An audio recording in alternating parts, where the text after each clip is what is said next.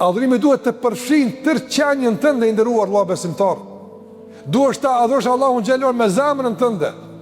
Zemra duhet Allahun me adhuru, që në këtë zemrë të ketë besim ndaj Allahut xhallahu ala, por edhe vepra dhe adhurime tjera që i përkasin zemrës, që përmes atyre adhurimeve ta shpreh besimin, përuljen dhe nështrimin ndaj Allahut te barekuhu teala. Nga se në bazë të kësaj zemre dhe ngjyrimi që e ka kjo zemër, do të varet ditën e gjykimit shpëtimi apo humbja jonë, Allah na ruaj.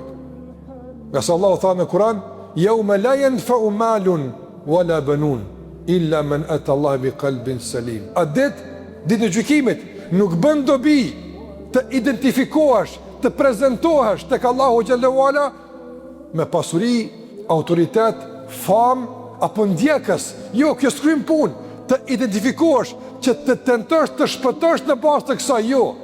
Allahu thot, mënyra e vetme e identifikimit dhe gjykimit dhe e prezantimit për shpëtim është në bazë të zemrës tënde. Çfarë ngjyre ka zemra jote? A ka ngjyrë adhurimi?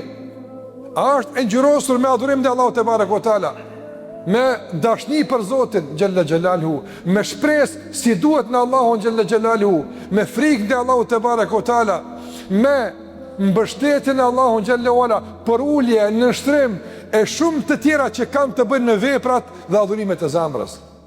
Andaj ngjyrosë zemrën me adhurim,